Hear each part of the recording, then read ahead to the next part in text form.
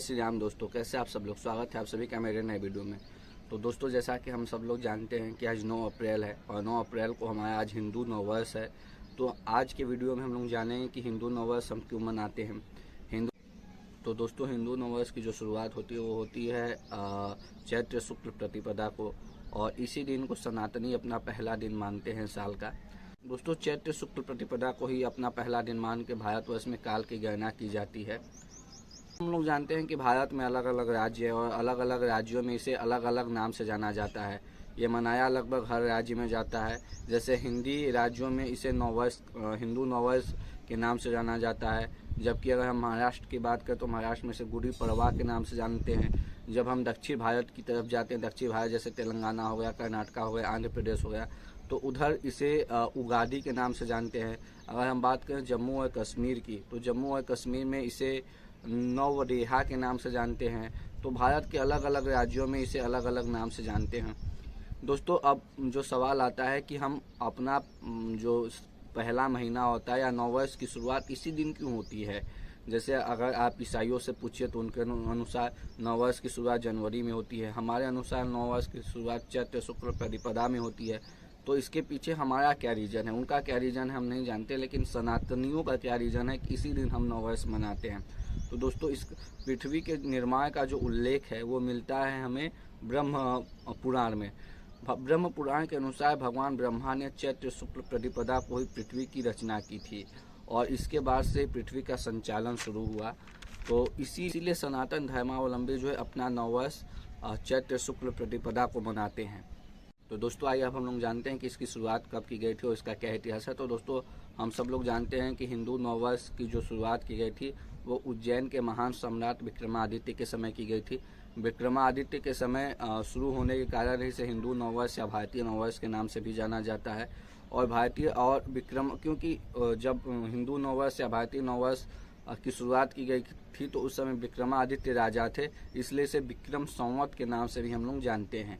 विक्रम संवत विक्रमादित्य के नाम पे ही पड़ा है। तो दोस्तों, आइए हम लोग जानते हैं कि शक संवत और विक्रम संवत में अंतर क्या है, क्योंकि हर सनातनी ये जानता है कि शक संवत अलग होता है, विक्रम संवत अलग होता है। तो दोस्तों, शक संवत का जो उल्लेख है वो हमारे प्राचीन शिलालेखों में मिलता है और इसे सरकार द्वारा मान्यता प्राप्त है। और दोस्तों, आपको जान के हैरानी हो कि शक संवत जो है वो ग्रेगोरियन कैलेंडर जो होता है या जो ईसाइयों का कैलेंडर होता है, इसमें जनवरी फरवरी इससे 78 वर्ष पीछे है, मतलब 78 ईयर्स इससे पीछे है। जानते हैं कि विक्रमादित्य ने किसके कहने पे विक्रम संवत मनाने की शुरुआत की। तो दोस्तों, जो विक्रमादित्य को जिन्होंने सजेशन दिए थे या विक्रमादित्य को जिन्होंने सलाह दी थी, उनका नाम था वराह मिहिर। और वराह मिहिर जो थे वो एक खगोल शास्त्री थे। खगोल शास्त्री जो मतलब जिस खगोल शास्त्र को हम लोग इंग्लिश में एस्ट्रोनॉमी कहते हैं। तो उनके कहने पे ही विक्रमादित्य ने विक्रम संवत मनाने की शुरुआत की। और उन्होंने विक्रम संवत जो होता है हमारा वो ग्रेगोरियन कैलेंडर से, हम कहें ईसाई कैलेंडर से 57 ईयर्स आगे होता है। जैसे अगर हम लोग अभी ईसाइयों का अगर हम बात करें तो 2024 चल रहा है। अगर हम ग्रेगोरियन कैलेंडर से बात करेंगे तो साल 2024 है, जबकि हमारा जो हिंदू नववर्ष का या विक्रम संवत का जो कैलेंडर है उसके अनुसार हम 2081 में चल रहे हैं। अगर 2024 में 57 हम ऐड करेंगे तो 2081 में, इसीलिए आप देखेंगे तो विक्रम संवत 2081 लिखा रहता है, क्योंकि हमारा जो कैलेंडर है उनके कैलेंडर से 57 ईयर्स आगे है। तो दोस्तों, आइए अब हम लोग जानते हैं कि हमारे जो कैलेंडर उसमें महीने कितने होते हैं। देखिए दोस्तों, जनवरी फरवरी मार्च इसमें भी 12 महीने होते हैं और हमारे में भी 12 महीने होते हैं। लेकिन हमारा जो सबसे पहला महीना होता है वो होता है चैत्र, जो आज शुरू हो रहा है, और जो सबसे आखिरी महीना होता है वो होता है फागुन। और चैत्र और फागुन के बीच में हमारे भी 12 महीने होते हैं। तो दोस्तों, आइए जानते हैं कि उन 12 महीनों का नाम क्या है। तो दोस्तों, हमारा जो 12 महीना है वो अब शुरू हो गए हैं। तो दोस्तों, आइए हम लोग जानते हैं कि हमारा जो 12 महीना है उनके नाम क्या हैं। तो जो हमारा सबसे पहला महीना आता है जो अभी चल रहा है चैत्र महीना, जिनमें हमारे नववर्ष की शुरुआत भी होती है। उसके बाद आता है हमारा बैसाख महीना, उसके बाद आता है ज्येष्ठ महीना, उसके बाद आता है आषाढ़ महीना, उसके बाद आता है श्रावण महीना, उसके बाद आता है भाद्रपद महीना, उसके बाद आता है अश्विन महीना, फिर आता है कार्तिक महीना, फिर आता है मार्गशीर्ष महीना, फिर आता है पौष महीना, फिर आता है माघ महीना और आखिरी आता है वो फागुन महीना आता है। आइए हम इन सारी चीज़ों से एक बात कंफर्म हो गई कि हमारा जो सनातन धर्म का नववर्ष है वो इसी महीने में मनाया जाता है, और उसका क्या कारण है वो भी मैंने आपको बता दिया कि क्यों हम इसी महीने में मनाते हैं, क्यों नहीं हम जनवरी में मनाते। और दोस्तों आप आम जिंदगी में भी देखेंगे तो पाएंगे कि हमारा जो रीजन है वो वैलिड है, क्योंकि आप देखिए कि इसी महीने में हर विद्यालय में नए सेशन शुरू होते हैं, इसी महीने में हमारी प्रकृति जो है करवट लेती है, इसी महीने में जो है आप देखेंगे कि फसल की कटाई उटाई बुआई मतलब हर चीज़ शुरू होती है।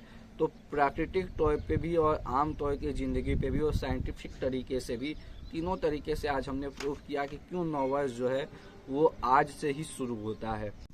तो दोस्तों हमारे जो धर्म की जो सबसे खास बात है वो ये है कि हमारा धर्म सबसे पुराना है और हमने दुनिया को दिशा निर्देश देने का काम किया। हमारे धर्म के ने बहुत उपदेश दिए दुनिया को, और सबसे पुराना इसलिए क्योंकि हमारा धर्म जो वैदिक काल से भी पुराना है और बाकी कोई भी धर्म वैदिक काल से पुराना नहीं है।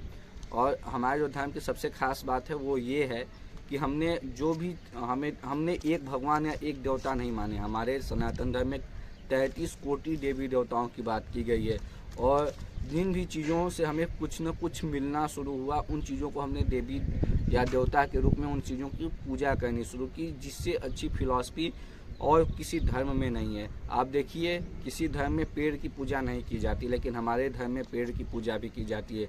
किसी धर्म में गाय की पूजा नहीं की जाती, हमारे धर्म में गाय की पूजा की जाती है। ये तो नदियों की पूजा नहीं की जाती, हमारा धर्म ऐसा है जहाँ पे हम नदियों की भी पूजा करते हैं।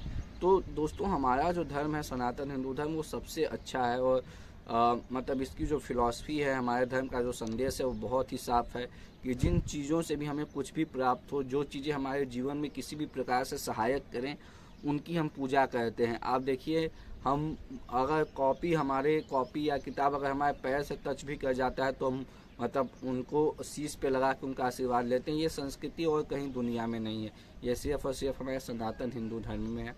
तो हमारा सनातन हिंदू धर्म किस प्रकार से श्रेष्ठ है, आइए अब हम लोग जानते हैं कि आज के दिन अपने घर की सजावट कैसे करें। और आज के दिन हम सभी लोग जानते हैं कि नववर्ष के दिन बहुत सारे लोग जो होते हैं, जैसे कि आप देखिए जब हैप्पी न्यू ईयर आता है तो दुनिया भर में तरह तरह की आतिशबाजियाँ होती हैं, जबकि हैप्पी न्यू ईयर मतलब 1 जनवरी की बात हम कर रहे हैं, रात भर आतिशबाजियाँ होती है, पार्टी होते हैं, क्लब्स में लोग नाचते हैं गाते हैं, रात भर इंजॉय करते हैं। लेकिन हमारा हिंदू नववर्ष जब मनाया जाता है तो आप देखिए लोग व्रत रहते हैं, कितना अच्छा उपदेश है। लोग पहले ही दिन व्रत, साल के पहले ही दिन व्रत रहते हैं, और कुछ दिन तो नवरात्रि के 9 दिन व्रत रहते हैं। इससे अच्छा संदेश और कोई धर्म क्या देगा, और कोई उपासक इससे अच्छा संदेश क्या देगा कि हम अपने साल की शुरुआत से भगवान की आराधना और पूजा करते हैं, हम अपने साल की शुरुआत ही व्रत से करते हैं।